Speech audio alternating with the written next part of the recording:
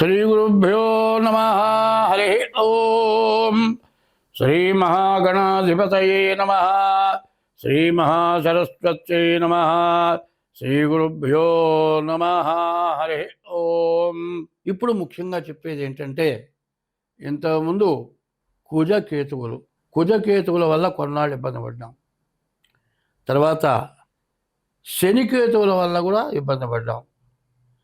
శనికేతువుల వల్ల రేపు వచ్చే 13వ తారీఖు వరకు కూడా శనికేతువుల వల్ల ఉపద్రవాలు, రకరకాలైన ఉపద్రవాలు, వరదలు, భూకంపాలు, సమస్యలు, నీటి కాలుష్యాలు, రకరకాలైన వ్యాధులు, ఎవరు రక్షించుకోలేనటువంటి పరిస్థితులు, ఇవన్నీ కూడా కుజకేతువులు, శనికేతువులు, శని వక్రించిన శని, మరి కుజుడు కంజలో ఉన్న కుజుడు, మరి మీనంలో ఉన్న శని వల్ల వచ్చినాయి. అయితే ఈ శని రేపు వచ్చే 13 దాకా ఉంటున్నాడు. కుజుడు రేపు వచ్చే 13 దాకా ఉంటున్నాడు. కానీ శని మాత్రం నవంబర్ 27వ తారీఖు వరకు మీనంలో శని వక్రించున్నాడు. ఇట్లా శని వక్రించి ఉండటం వల్ల దేశానికి, ప్రజలకు, కొన్ని రాసుల వాళ్ళకి కొన్ని సమస్యలు, కష్టాలు, బాధలు బాగా ఎక్కువగా ఉంటాయి. వాటిని గురించి మనం ఇప్పుడు ముందుగా చెప్పుకుందాం. ఈ వృషభ రాశి ఇప్పటి నుంచి ఎట్లా ఉంది? నవంబరు 27 వరకు శని కుజులిద్దరు కూడా కొన్నాళ్ళ పాటు, వచ్చే ఒక నెల రోజుల పాటు శని కుజులు సమసప్తకంలో ఉండటంలో రకరకాలైన ఉపద్రవాలు, రకరకాలైన సమస్యలు తయారవటం జరుగుతుంది. తర్వాత ఈ రాశి వాళ్ళకి రవి బుధులు బాగాలేరు. కుజుడు ఉన్న వాళ్ళలోకి వచ్చేప్పటికల్లా గురువు శని ఒకటే బాగున్నారు. ఈ రాశి వాళ్ళకి ఎట్లా ఉంది మనం చూసుకుందాం.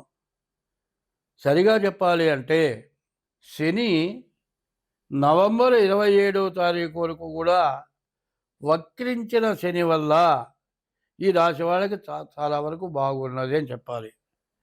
కానీ కుజుడు మాత్రం, కుజుడు, రవి, బుధుడు, కేతువు, రాహువు, ఈ గ్రహాలు బాగాలేదు. శుక్రుడు, గురువు, శని, ఈ ముగ్గురే బాగున్నారు. అయితే ఇది బాగున్నది కదా అని ఎప్పుడు కూడా తొందరపడకూడదు. విదేశాలకు వెళ్ళాలి అనుకునేటువంటి వాళ్ళు ఈ గోచారాన్ని గురించి మాత్రం తొందరపడద్దు.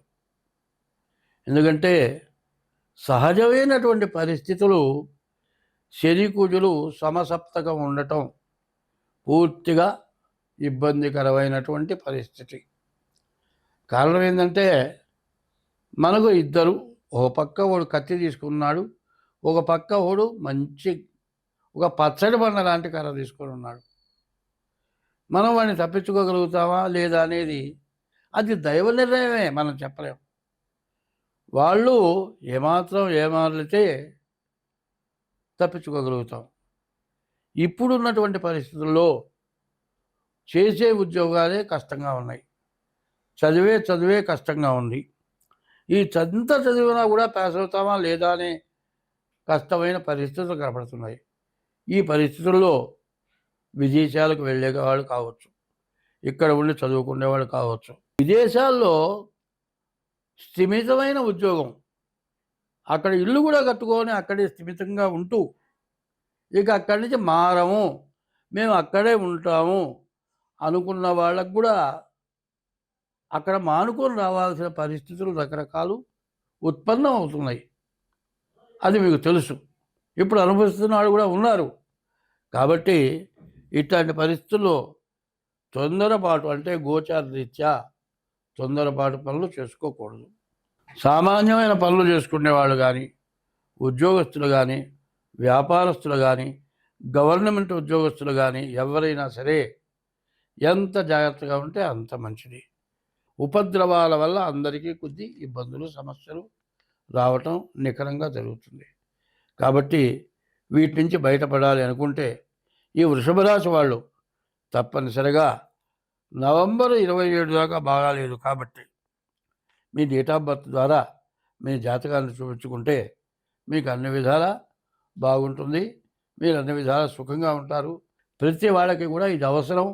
ఎందుకంటే నష్టం పడ్డ తర్వాత మనం బాగుపడాలంటే చాలా కష్టం.